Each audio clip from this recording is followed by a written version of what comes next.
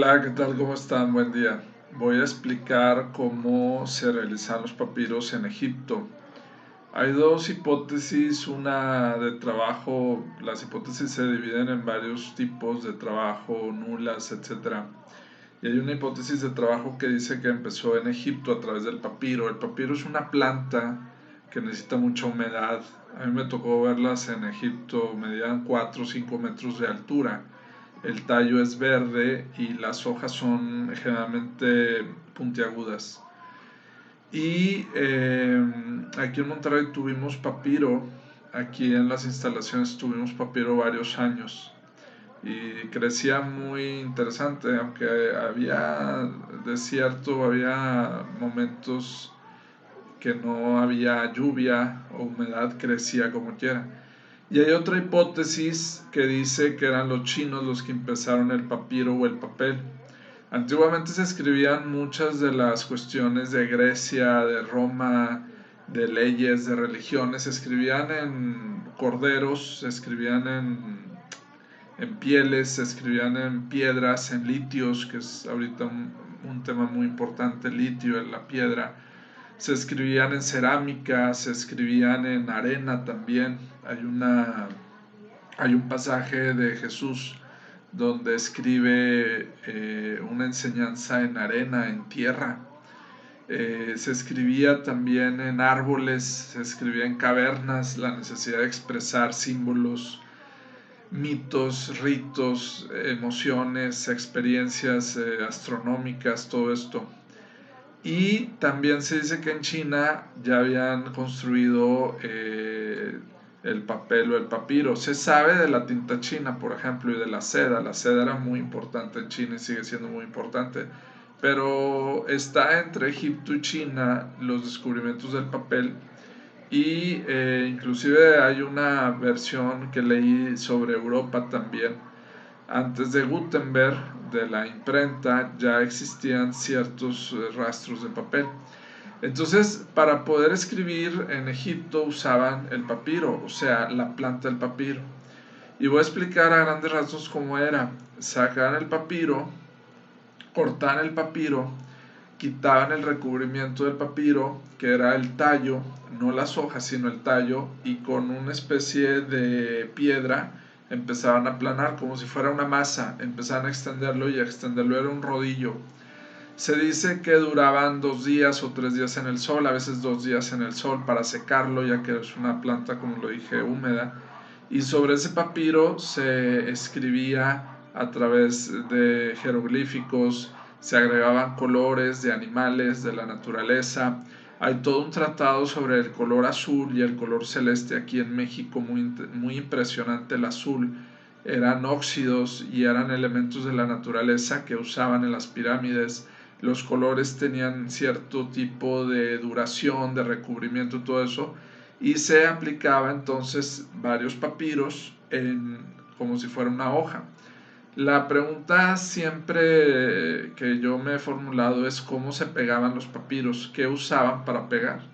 Y era la misma pregunta que me hago para las pirámides, cómo pegaban los blocks si no había cemento, no había concreto, algunos piensan que era con tierra, pero en el caso de las pirámides, por ejemplo en México, era con cal, usaban cal. Se hacían ollas grandes y se vertía cal y se calentaba la cal y empezaban como si fuera yeso a pegar, pero no era el mismo procedimiento en Egipto. Entonces una de las grandes enigmas para mí es cómo se pegaban todos los papiros, todos los, digamos, textos se llegaban a pegar para o a unir o a juntar. Algunos hasta sugieren que estaban cosidos, o sea, estaban de cierta manera como ensartados.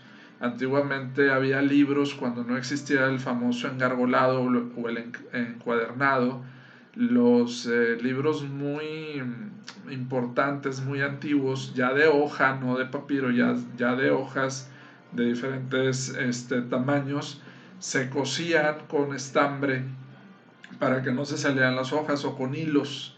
Había una aguja y se cosían. Eso se usaba mucho en los estados, en los gobiernos, cuando tenían que guardar hojas de documentos, de cuestiones administrativas, cuestiones burocráticas.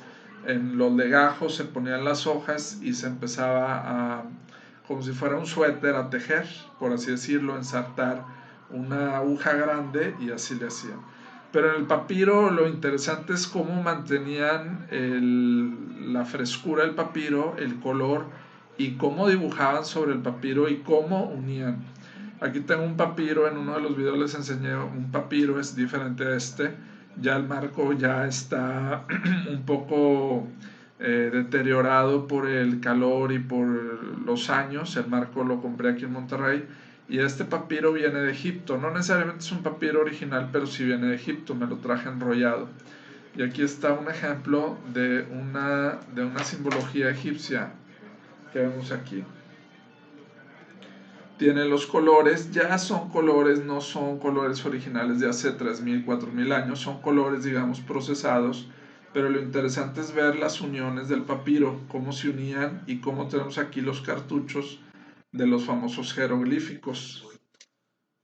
Aquí está el papiro. Y como vemos se mantiene muy bien a través de los vidrios, de estos vidrios se mantienen a muy buena temperatura y vemos que tiene hasta la firma del autor o firma del grupo de autores que hicieron este papiro en Egipto. Uno se los trae enrollados y aquí los va enmarcando. Tenemos aquí, fíjense, las conexiones de los papiros. O sea, el papiro sí es original. Entonces, muchos documentos antiguos están en cerámica, están en papiro, están en cavernas y se mantienen también a veces a la intemperie o se mantienen a una temperatura adecuada. Es muy interesante cómo puede sobrevivir un papiro también como un ayate. He hablado del ayate de tilmas, cómo ese material dura muchísimo. Otro de los materiales que duraba muchísimo o alimentos era la miel. Los egipcios ya habían descubierto de cierto modo que la miel podría durar 400, 500 años y han hecho estudios de la miel.